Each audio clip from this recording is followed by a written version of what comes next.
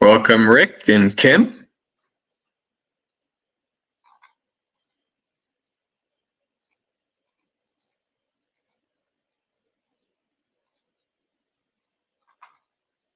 How is audio and video and connection and all that?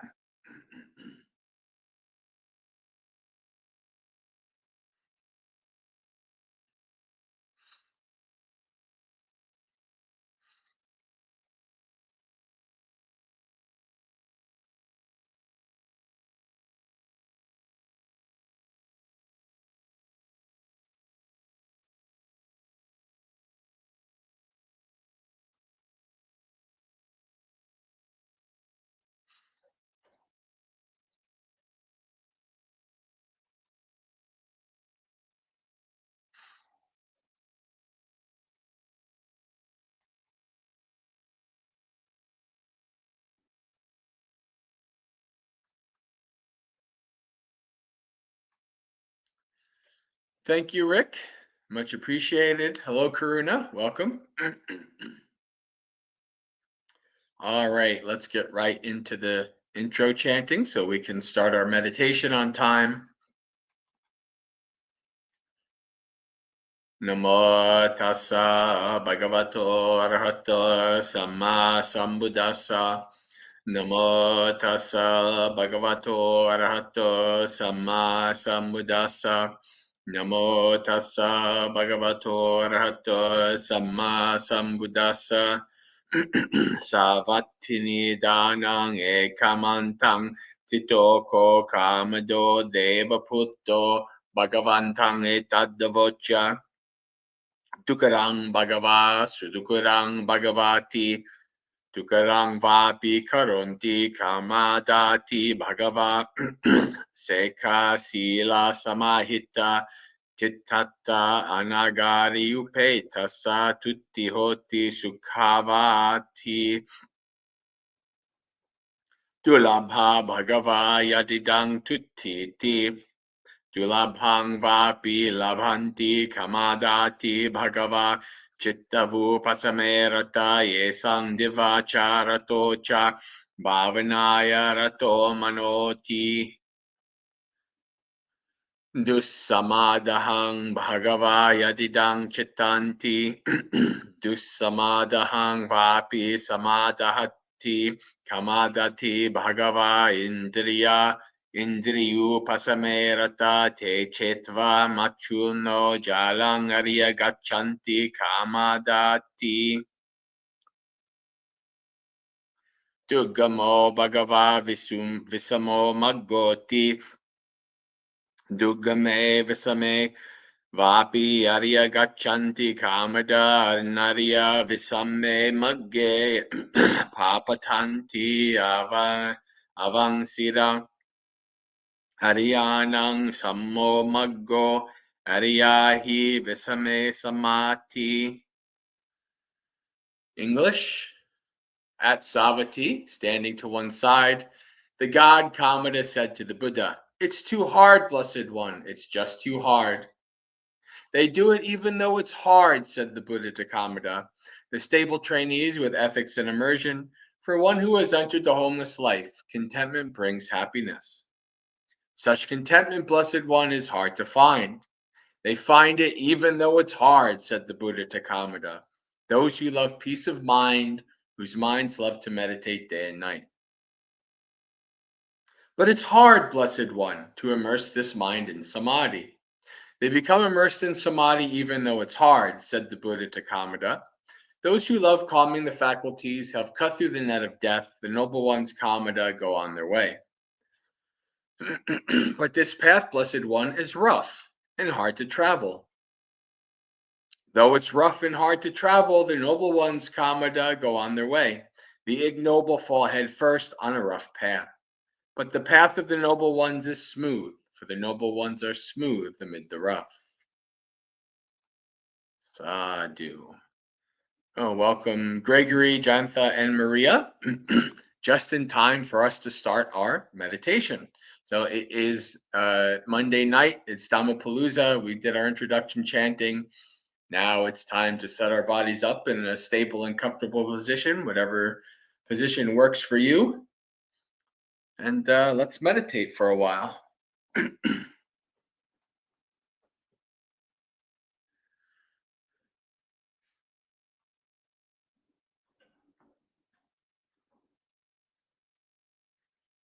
Do some minutes of mindful scanning of the body, starting from the feet, moving up to the head.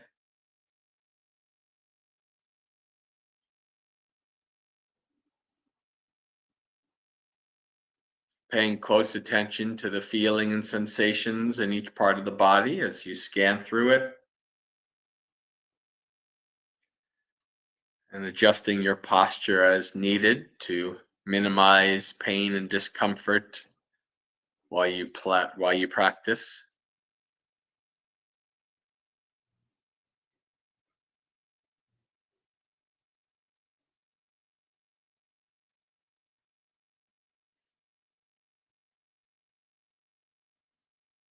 Remember to pay especially close attention to important parts of the posture, the knees, the pelvis, the spine, etc.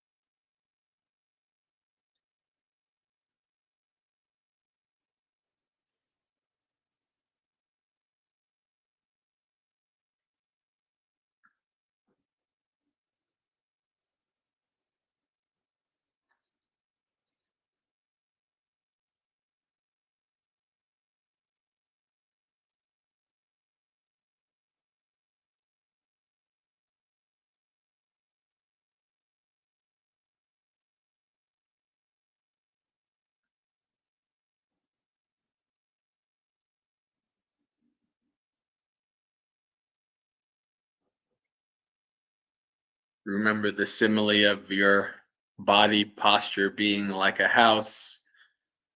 The pelvis and the lower body are like the foundation. If the foundation is stable and firm, the upper body, the floors, and the head, the roof can rest comfortably on top of each other.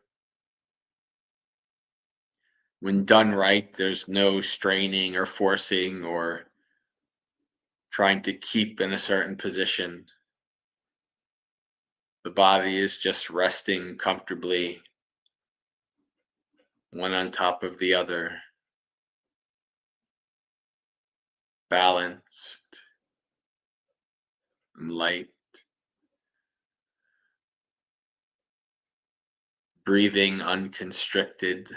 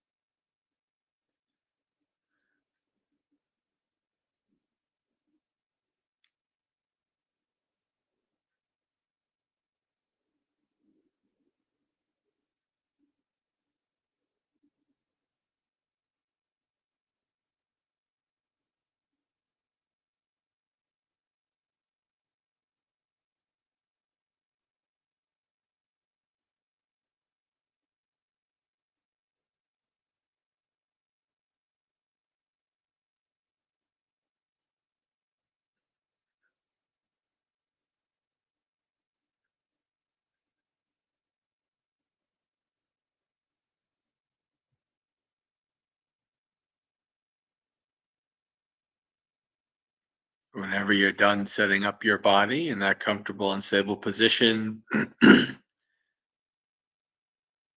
let the body go. Take your 3 deep breaths. Transition over to following the breath as the body is breathing in and out.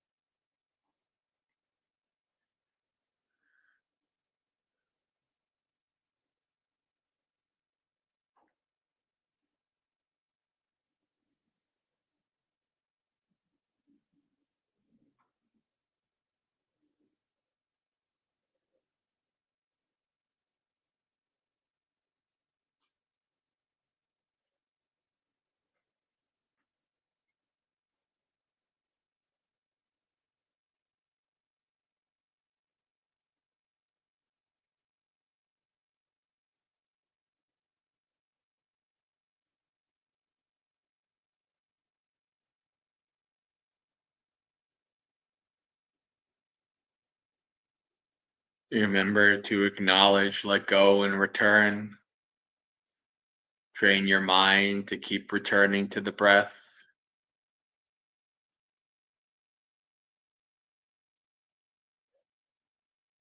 No matter how many times you get distracted away, just come back.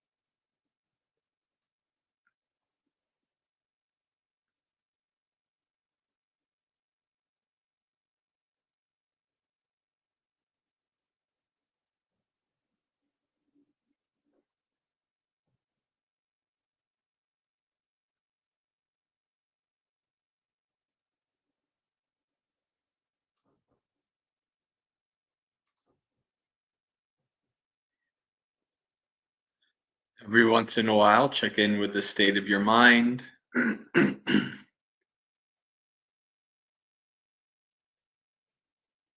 your best to observe and understand its current state.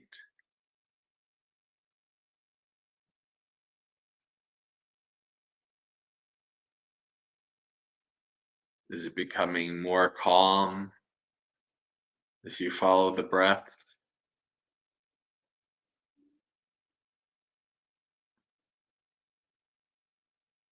As it does, you may be able to notice more subtle characteristics, see the breath in a deeper way.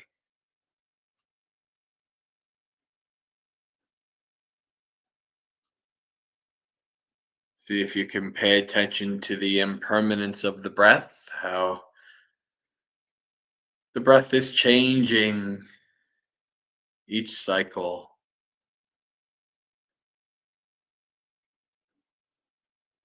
Observe these changes.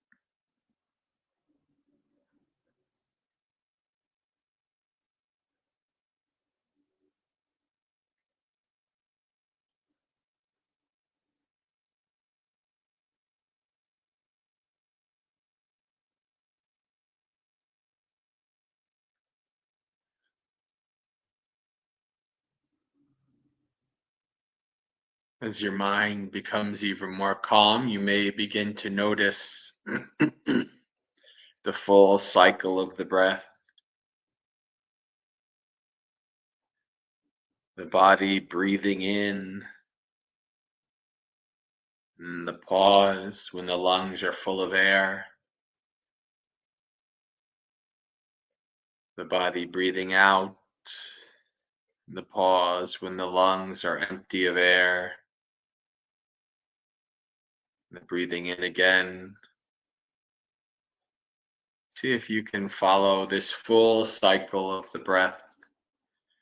Understand its different stages.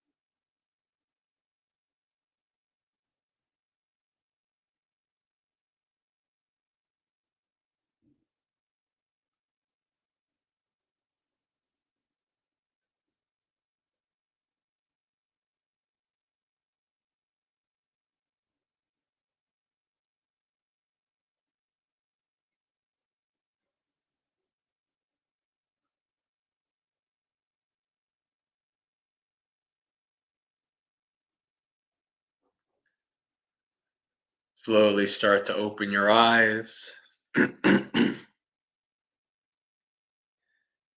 Being mindful of the room around you, your body, the state of your mind, reflecting on the meditation.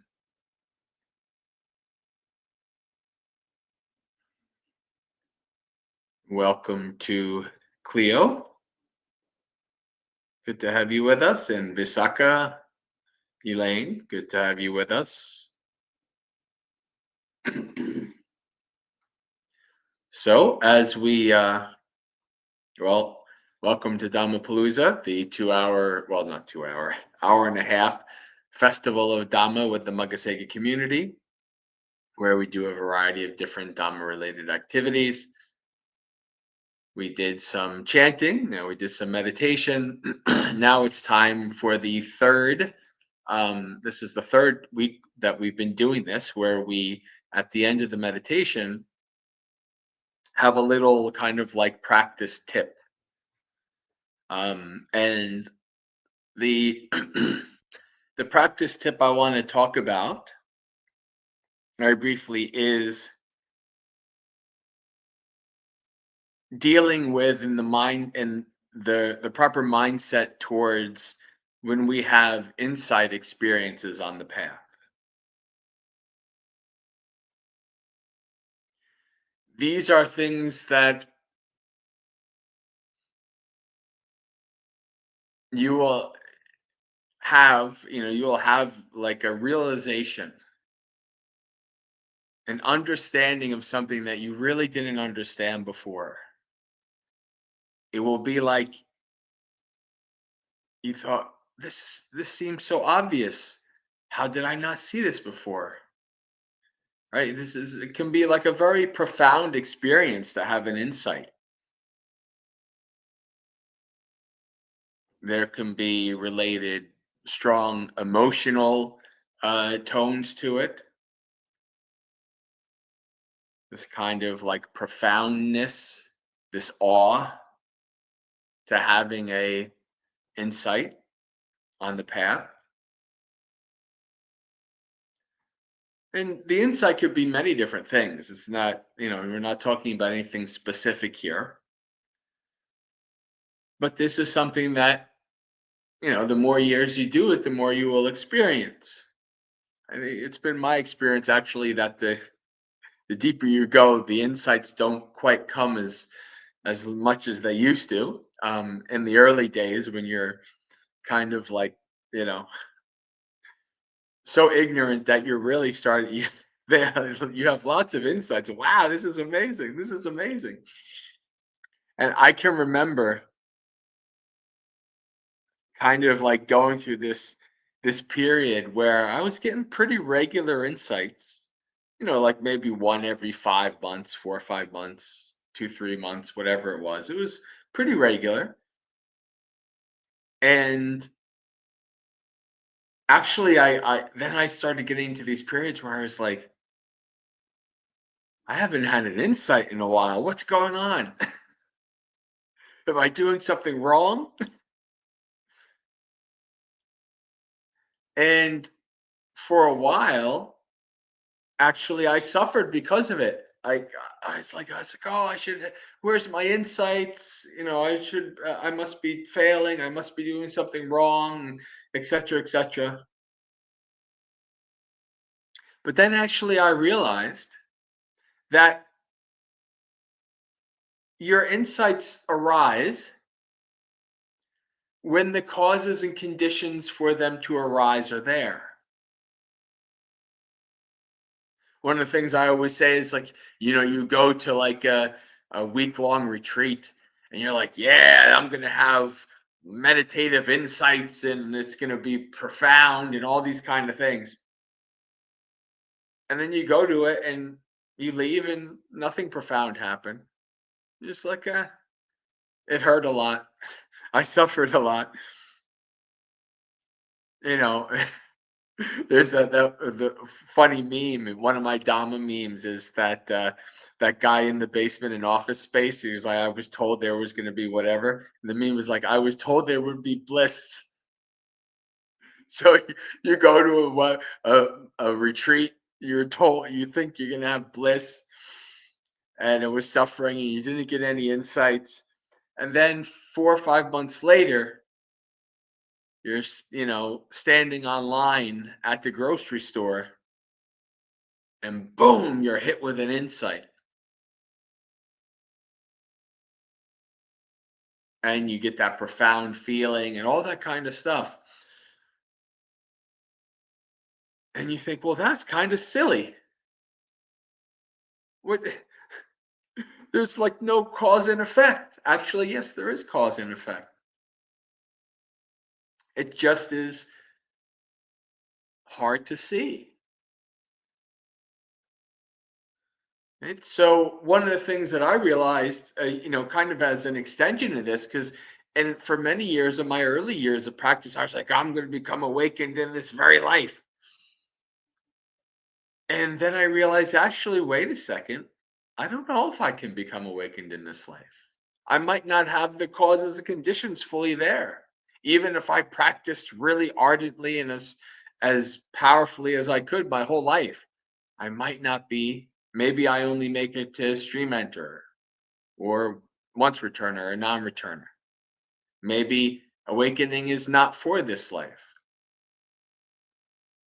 But what I do know is that as long as I develop the Noble Eightfold Path, I will eventually reach awakening. So don't get frustrated or don't get, expecting insights to arise. Just do the path, do the practice, develop the Noble Eightfold Path, and when the causes and conditions are right, they will arise. Don't get too attached on when they should come or when why they haven't come or they should stay around, because that doesn't happen either. That feeling of profoundness, all of that stuff goes away after a couple days. Even though you'd want it to stay, but it doesn't stay. The insight, the knowledge stays. The knowledge stays. You don't lose the insight, but all the feeling, all the emotion related to it goes away. And yes, I know. Well, thank you, Douse, for saying that so other people know who you are. But I'm very, very familiar with your YouTube name. Let's see. All right. Okay, friends. So we can have a little question or comments regarding the little practice tip, or we can read the next sutta in the Majjhima Nikaya. We'll see what comes up. I'll give the chat a minute or two just to see if anything comes up. This is the last Dhammapalooza here in Queens, New York. Next weekend, I'll be leaving my Indonesian family and be back in New Jersey for a little less than a week and then off to Colorado. So next Monday, I'll be in New Jersey for Dhammapalooza, and then the Monday after that, I'll be in Colorado. 3 Dhammapaloozas, 3 different states.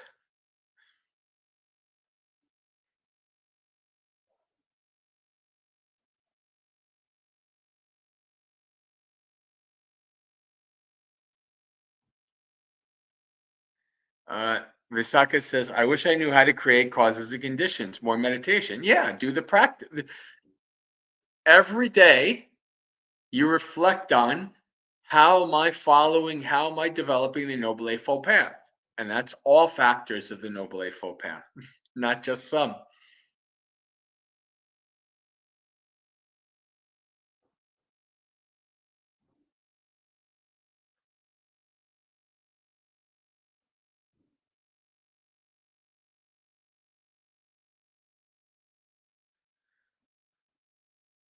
Yeah, you can learn from the insight.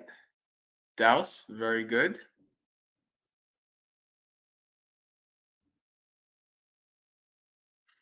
I leave Sunday. This Sunday coming up right after lunch, I leave.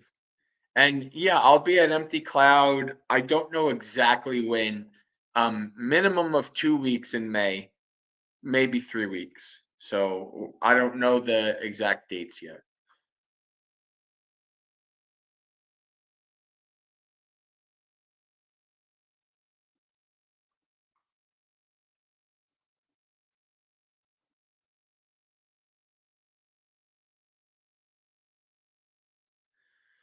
Kim says, I hear that developing a peaceful mind isn't enough, that you have to develop wisdom too. How do you do that? You've developed a Noble Eightfold Path. So, the best example of this is the Buddha's story.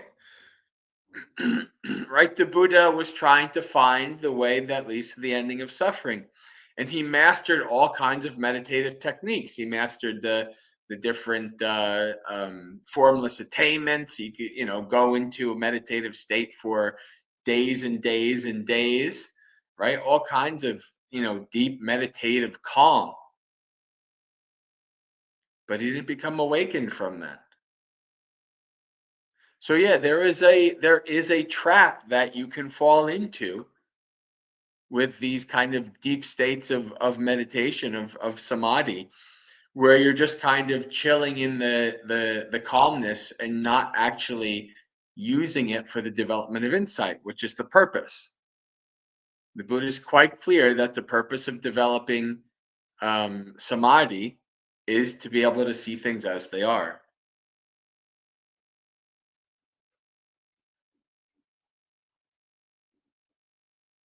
You can even see this in the 16 steps of Anapanasati. In the beginning, it's following the breath, watching the breath being long or short, and in the end, it's um, breathing in long, seeing cessation, seeing seeing relinquishment, seeing impermanence. Right, that is what leads to awakening. The calm mind, the calm, tranquil state, samadhi states are a vehicle to help you to see things as they are in a deeper way, which can supercharge your path to awakening. This is why samadhi, the jhanas, is called the easy, happy way. Whereas the my path is more in line with the hard, unhappy way. um, those of us who are not very good at sitting meditation and developing samadhi and things like that. But that's how it goes.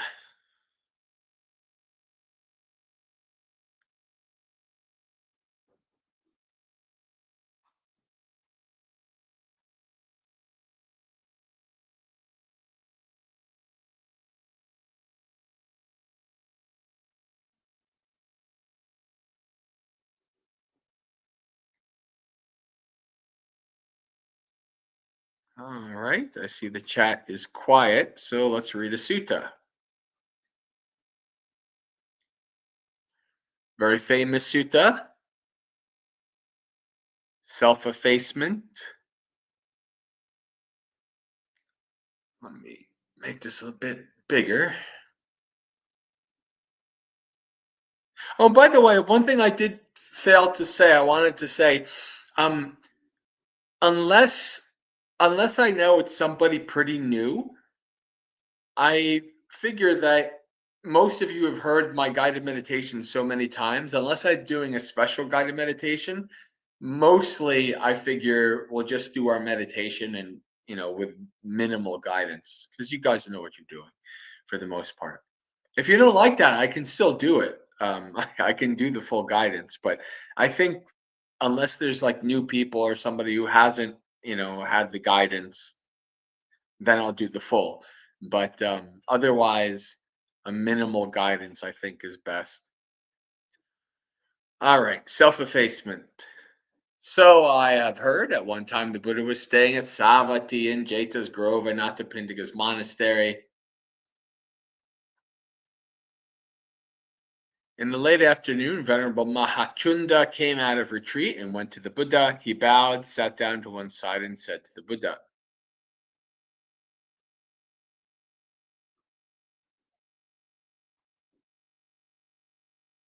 "Sir, there are many different views that arise in the world connected with theories of self or theories of the cosmos. How does a mendicant who is focusing on the starting point give up and let go of these views. Let me see something here. Focusing on the starting point. That's not. I was wondering if it was like Yoniso Manasikara. Uh,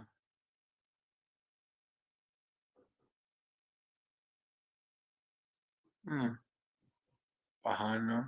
Yeah. Okay. Anyway. Chunda. There are many different views that arise in the world, connected with theories of self or with theories of the cosmos. A mendicant gives up and lets go of these views by truly seeing with right wisdom where they arise, where they settle in, and where they operate as this is not mine. I am not this. This is not myself.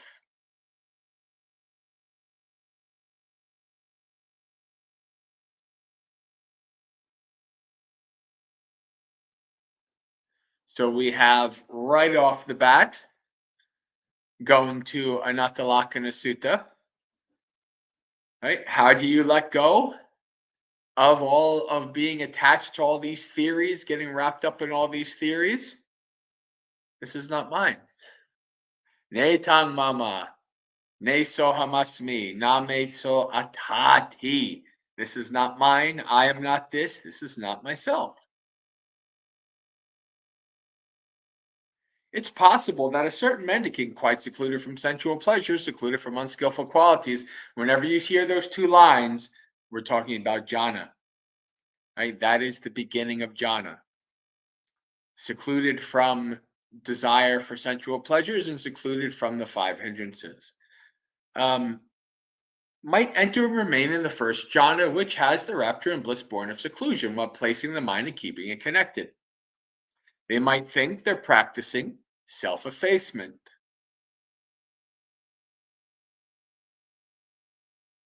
And we have a little note here from Bhante Sujato.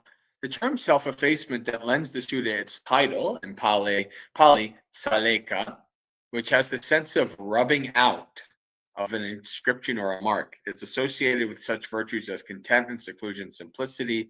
Here it refers to the strength of character to persist in effacing unwholesome qualities through the development of their opposites, no matter what others might do.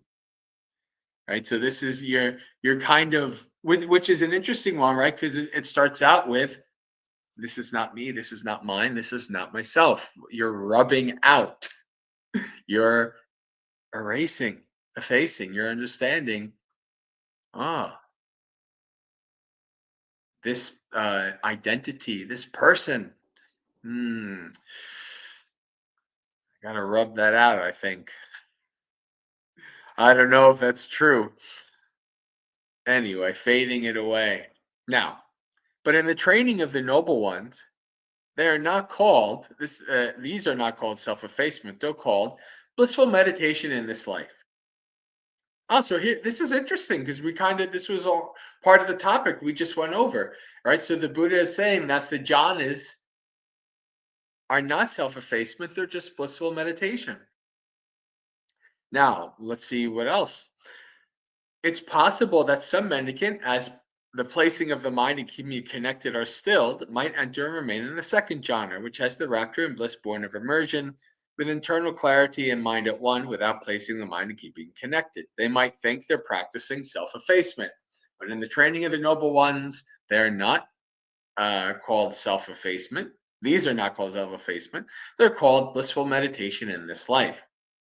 It's possible that some mendicant with the fading away of rapture might enter and remain in the third jhana, where they meditate with equanimity, mindful and aware, personally experiencing the bliss of which the noble ones declare, equanimous and mindful, one meditates in bliss. They might think they're practicing self effacement, but in the training of the noble one, these are not called self effacement, they're called blissful meditations in this life. It's possible that some mendicant, with the giving up of pleasure and pain and the ending of former happiness and sadness, might enter and remain in the fourth jhana, without pleasure or pain, with pure equanimity and mindfulness. They might think they're practicing self effacement, but in the training of the noble ones, these are not called self effacement, they're called blissful meditations in this life. It's possible that some mendicant, going totally beyond the perception of form with the ending of perceptions of impingement, not focusing on the perceptions of diversity, aware that space is infinite, might enter and remain in the dimension of infinite space. They might think they're practicing self effacement, but in the training of the noble ones, these are not called self effacement. They're called peaceful meditations. It's possible that some mendicant, going totally beyond the dimension of infinite space, where that consciousness is infinite, might enter and remain in the dimension of infinite consciousness. They might think they're practicing self effacement, but in the training of the noble ones, these are not called self effacement, they're called peaceful meditations. It's possible that some mendicant, going totally beyond the dimension of infinite consciousness, so where that there is nothing at all, might enter and remain in the dimension of nothingness. They might think they're practicing self effacement, but in the training of the noble ones, these are not called self effacement, they're called peaceful meditations.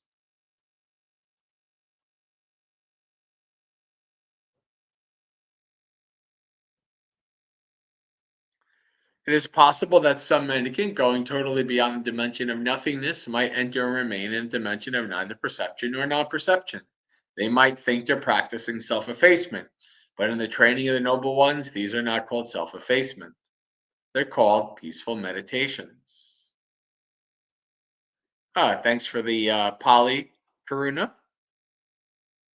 Adameva. That's not a word I'm familiar with. This is one of those interesting things because you can have kind of many different synonyms, right? For the very beginning. Yeah, this is an interesting word. All right, continuing on.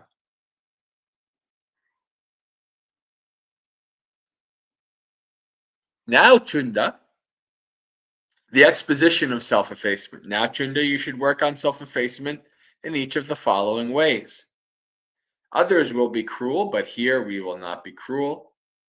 Others will kill living creatures, but here we will not kill living creatures. Others will steal, but here we will not steal. Others will be unchaste, but here we will not be unchaste. Others will lie, but here we will not lie. Others will speak divisively, but here we will not speak divisively. Others will speak harshly. This is those of you who might be familiar with the 8 lifetime precepts from Bhavana Society. These are the 8 precepts, the 5 plus right speech. Others will speak divisively and also right livelihood. Here we will not speak divisively. Others will speak harshly, but here we will not speak harshly. Others will talk nonsense, but here we will not talk nonsense. Others will be covetous, but here we will not be covetous. Others will have ill will, but here we will not have ill will. Others will have wrong view, but here we will have right view. So what do all of these have in common? Right? All of these have in common giving up. Following the 5 precepts, acting with a samma, with right speech, right action.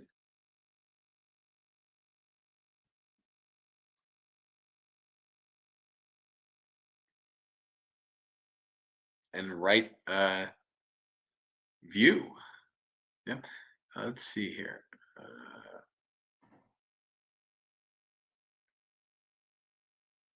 Others will have wrong thought, but here we will have right thought. That's Samma Sankappa. That's the second factor of the Noble Eightfold Path. Others will have wrong speech, but here we will have right speech. Others will have wrong action, but here we will have right action. Others will have wrong livelihood, but here we will have right livelihood. Others will have wrong effort, but here we will have right effort. Others will have wrong mindfulness, but here we will have right mindfulness. Others will have wrong immersion, but here we will have right immersion. Others will have wrong knowledge, but here we will have right knowledge. Others will have wrong freedom, but here we will have right freedom. Others will be overcome with dullness and drowsiness. So we went from the precepts to the Noble Eightfold Path to the hindrances. Right? The others will overcome with dullness and drowsiness, but here we will be rid of dullness and drowsiness. Others will be restless, but here we will not be restless. Others will have doubts, but here we will have gone beyond doubt. Others will be irritable, but here we will be without anger. This is quite a laundry list of of things to be, huh?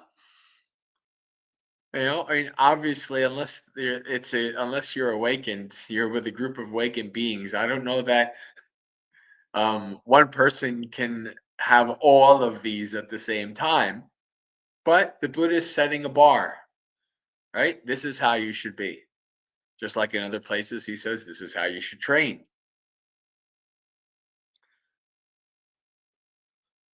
Others will be irritable, but here we will be without anger. Others will be acrimonious, but here we will be without acrimony. Others will be offensive, but here we will be inoffensive. Others will be contemptuous, but here we will be without contempt. Others will be jealous, but here we will be without jealousy. And this is also reminiscent of the Sukhavagga of the Dhammapada, one of my favorite parts of the Dhammapada, right? It goes, "Oh, happily we live, we who are free of craving amidst those who have craving, we who are free of hatred amongst those who have hatred. And then happily we live, we who have nothing, feeders on joy we shall be like the radiant gods," right? So this kind of like, even though everybody around you is a certain way, be the opposite. Don't be that way. Others will be contemptuous, but here we will be without contempt. Others will be jealous, but here we will be without jealousy. Others will be stingy, but here we will be without stinginess. And to be all of these things definitely requires, or to be most of these things, maybe even to be just one of these things, requires some less attachment to identity view, less attachment to, worldly views, less attachment to views in general. Or we hold obstinately to our view, to our, because our identity is tied up in it. Right? If our identity is tied up in a certain political view or a certain religious view, or certain whatever view, anything that challenges that, it feels like an attack to our own identity.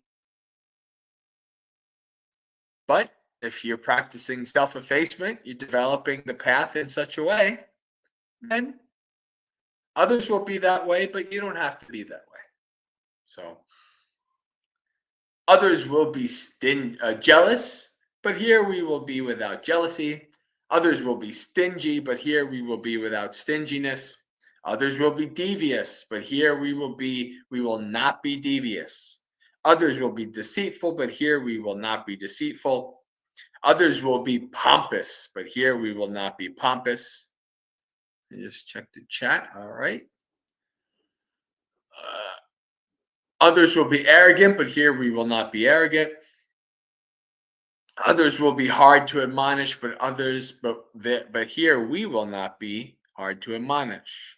Others will have bad friends, but here we will have good friends. Others will be negligent, but here we will be diligent. Others will be faithless, but here we will have faith. Others will be conscienceless,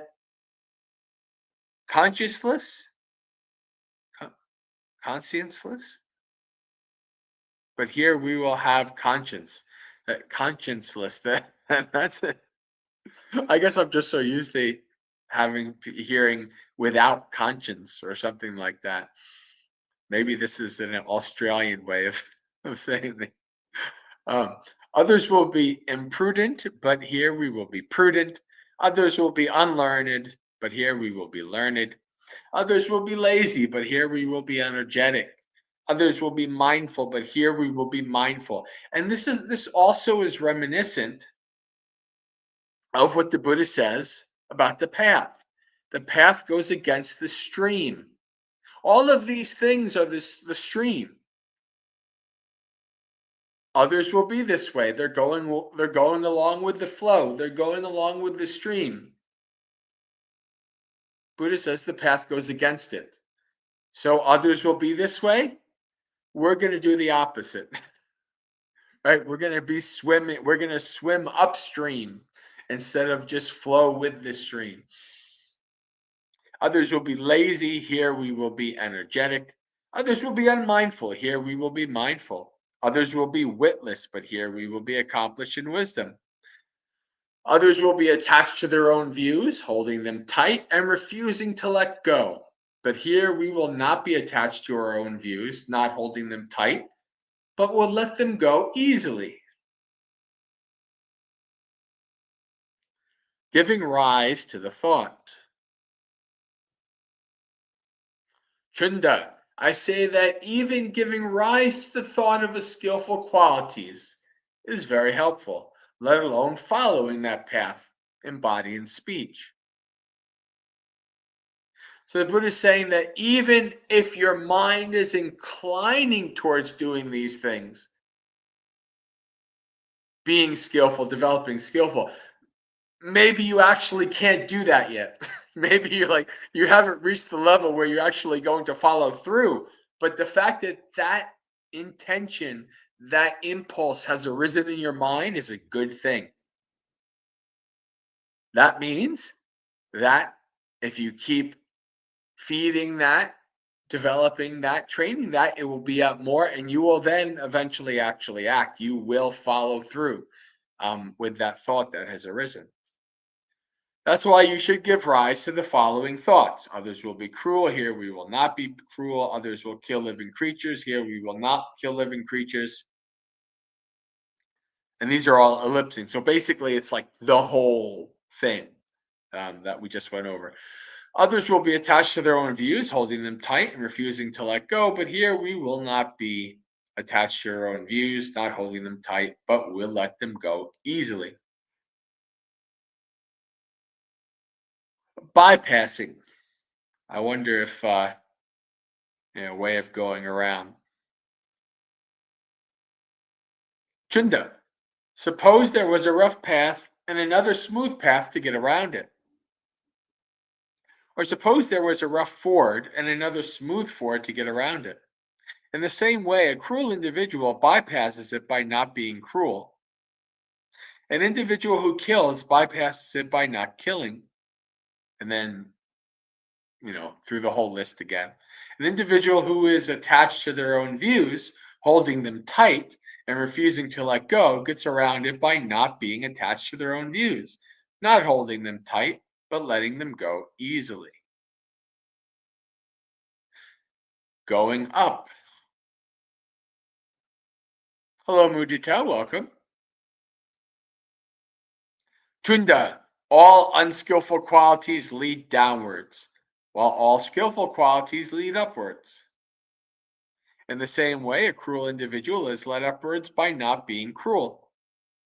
An individual who kills is led upwards by not killing.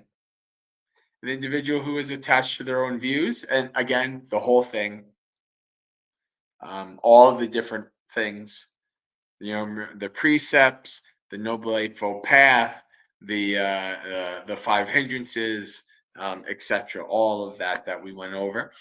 An individual who is attached to their own views, holding them tight and refusing to let go, is led upwards by not being attached to their own views, not holding them tight, but letting them go easily. Exposition by extinguishment. Parinibbana. Pariyaya. If you're sinking in the mud yourself, Chunda, it is quite impossible for you to pull out someone else who is sinking in the mud. But if you're not sinking in the mud yourself, it's quite possible for you to pull out someone else who is sinking in the mud. If you're not tamed, trained, and quenched yourself, it's quite impossible for you to help tame, trained, and extinguish someone else. But if you are tamed, trained, and quenched yourself, it is quite possible for you to help tame, train, and extinguish someone else.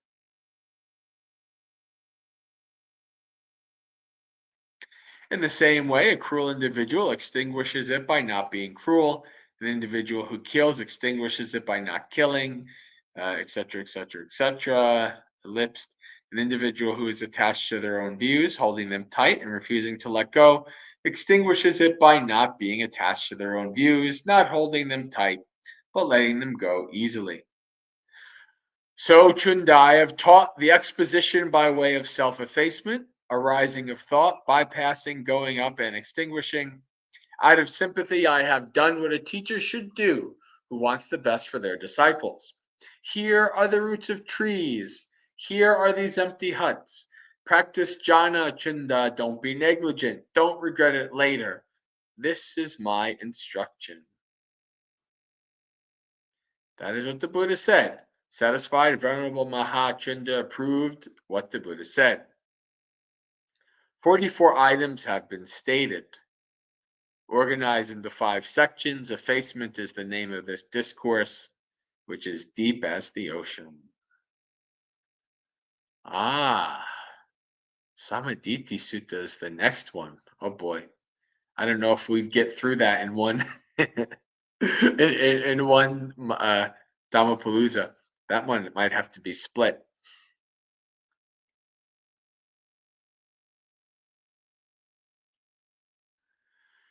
The things listed after the hindrances, are they a reoccurring list of some kind? No, I don't. Not as a package. Not that I recall. I mean, they could be. Um, I believe there was a note that actually stated that this teaching is in a couple different places. So maybe like 2 or 3 other suttas have the same teaching. So maybe that's where you can find the same list in those places. All right. So we have probably 10 minutes or so where we can do some sutta roulette. There's no questions. Everything is all quiet. So let's share screen.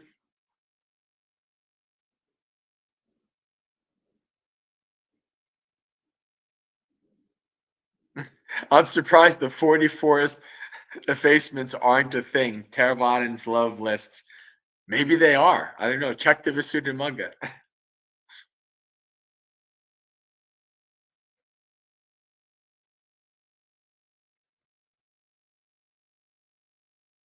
Uh,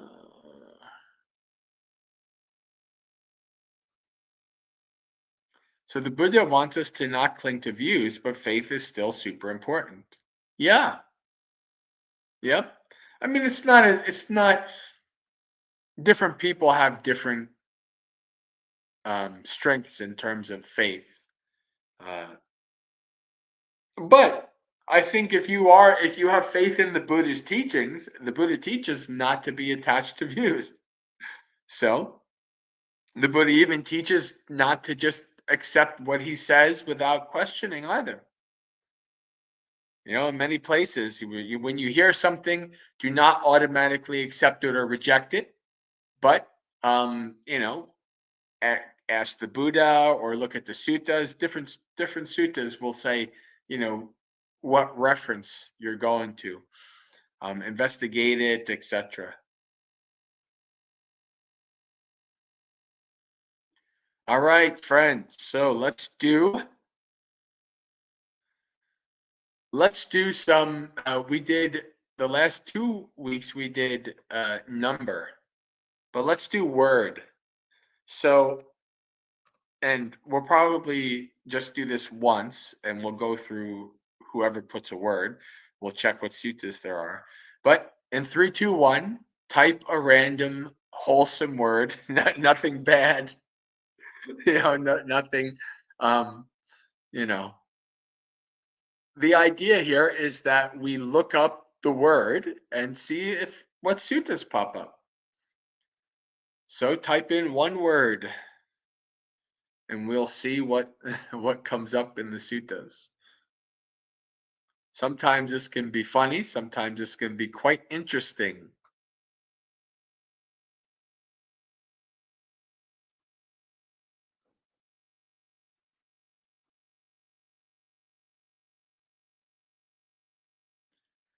Light.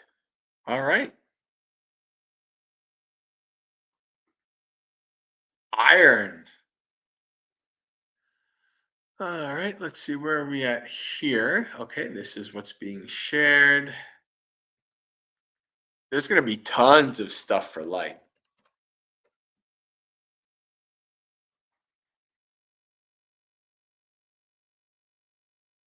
Let's look at Anguttara Nikaya 4143, Aloka Sutta. Mendicants, there are these four lights. Oh, did it not? Wait a second. Oh.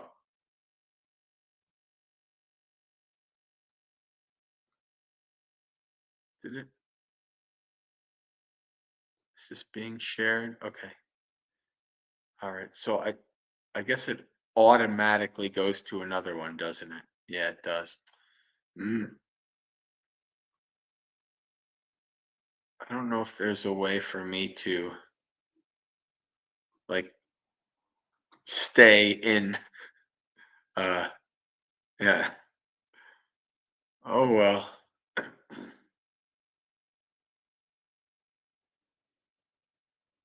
Hmm. I don't remember that being an issue before. Maybe it's always been that way.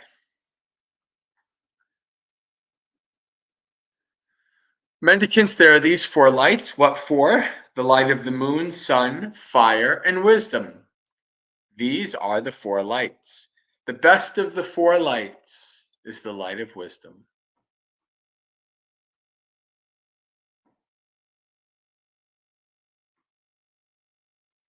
So that's a good sutta right there. That's a good thing. I like that. Next word is iron. Let's see what comes up. Maybe I have to do this and then it'll stay.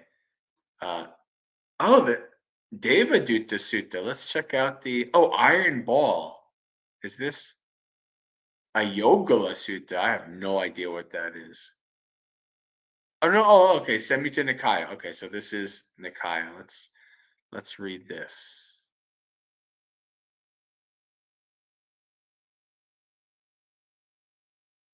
Okay, so I have to click in the search first and then it'll show up and then it doesn't go to another thing. At Savatthi, then Venerable Ananda went up to the Buddha, bowed, sat down to one side and said to him, Sir, do you have personal experience of going to the realm of divinity by psychic power with a mind-made body? I do, Ananda. But do you have personal experience of going to the realm of divinity by psychic power with this body made up of the four principal states? I do, Ananda. It's incredible and amazing that the Buddha is capable of going to the realm of divinity by psychic power with a mind made body, and that he has personal experience of going to the realm of divinity by psychic power with this body made up of the four principal states.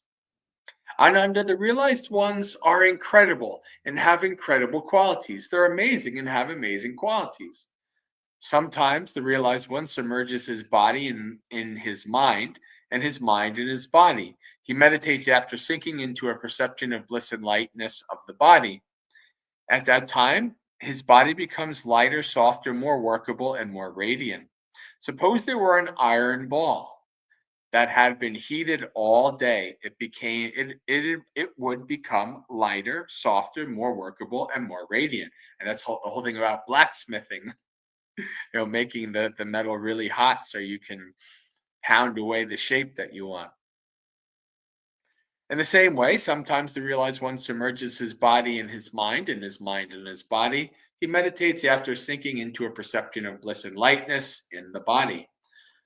At that time, his body becomes lighter, softer, more workable, and more radiant. Sometimes the realized one, let's see. Okay, I'm gonna back up on that.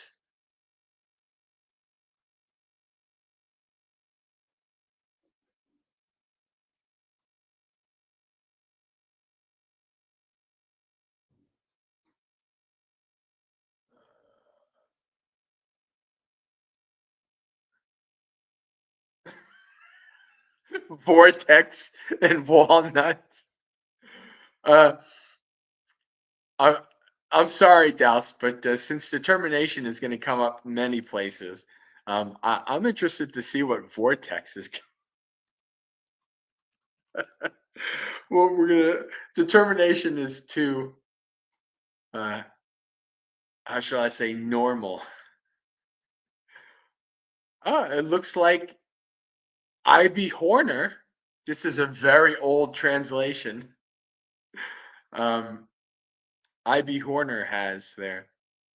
For a disciple who has faith in the teacher's instruction and lives in unison with its monks, it is a principle that gladly would I be reduced to skin and sinews and bone and let my body's flesh and blood dry up as if there came to be a vortex of energy, so that that which is not yet won might be won by human strength, by human energy, by human striving.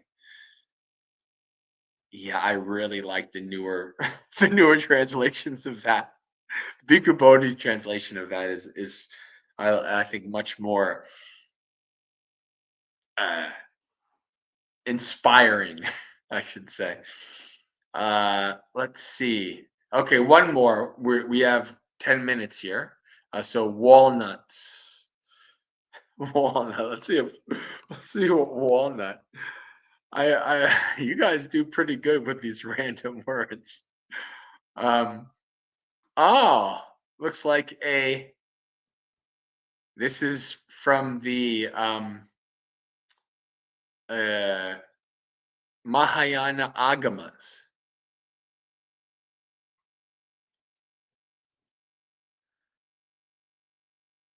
The Ekotara Gama, I think, is the equivalent to the Anguttara Nikaya. Somebody accusing Sariputta. All right.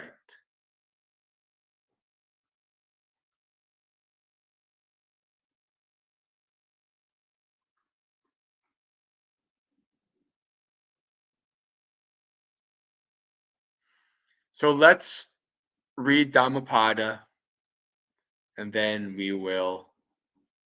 Uh, I don't know. It was a long sutta, and I didn't want. We didn't have time to look where the walnut was. Um,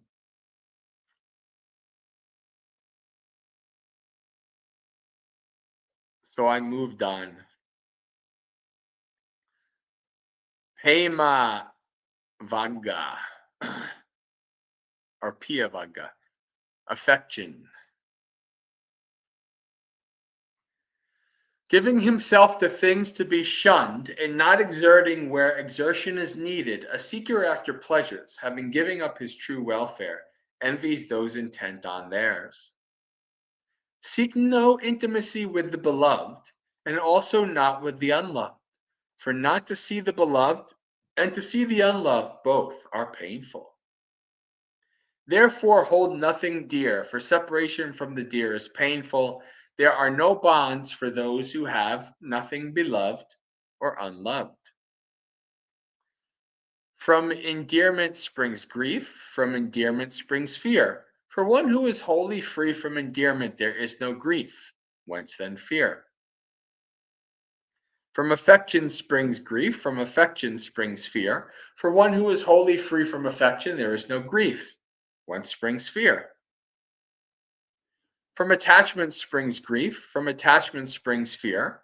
For one who is wholly free from attachment, there is no grief. Whence springs fear? From lust springs grief, from lust springs fear. From the one who is wholly free of craving, there is no grief. Whence springs fear? From craving springs grief, from craving springs fear. For one who is wholly free of craving, there is no grief whence springs fear. People hold dear him who embodies virtue and insight, who is principled, has realized the truth, and who himself does what he ought to be doing. One who is intent upon the ineffable, nibbana, dwells with mind inspired by supermundane wisdom, and is no more bound by sense pleasures. Such a man is called one bound upstream. Going against the stream, swimming upstream. When, after a long absence, a man safely returns from afar, his relatives, friends, and well wishers welcome him home on arrival. As kinsmen welcome a dear one on arrival, even so his own good deeds will welcome the doer of good who has gone from this world to the next.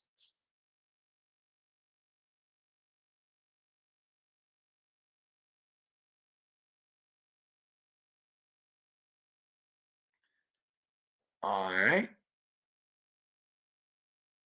Oh, so the abscesses were walnut sized. All right. So that's where the walnut came from. Thank you for checking it out. All right. Let us do business, share merits, and call it a night. All right, friends. So if you are joining for the first time watching this and you'd like to learn more about myself and the organization I'm building with many Dhamma friends from all over the world, Mudgaseka, you can go to the website. This is my headquarters. Everything I do, all my activities, all my social media, all my writings, everything can be found on this website. All my travels, news, etc. So you can go to the website listed on the screen, muggaseka.org, MAGGASEKHA.org, to find out more information.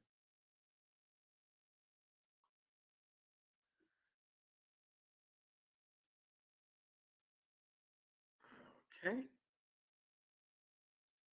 No, let's not.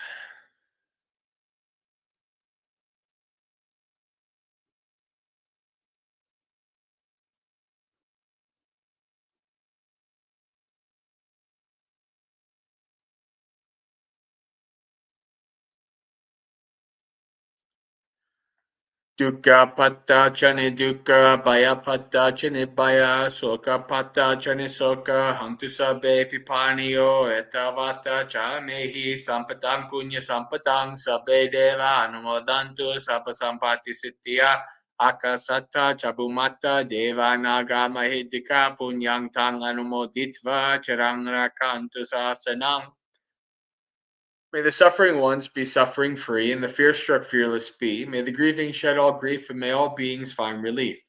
May all beings share this merit of ours that we've thus acquired for the acquisition of all kinds of happiness. May beings inhabiting space and earth, devas, nagas, and yakas of mighty power, share this merit of ours. May they long protect the Buddhist dispensation.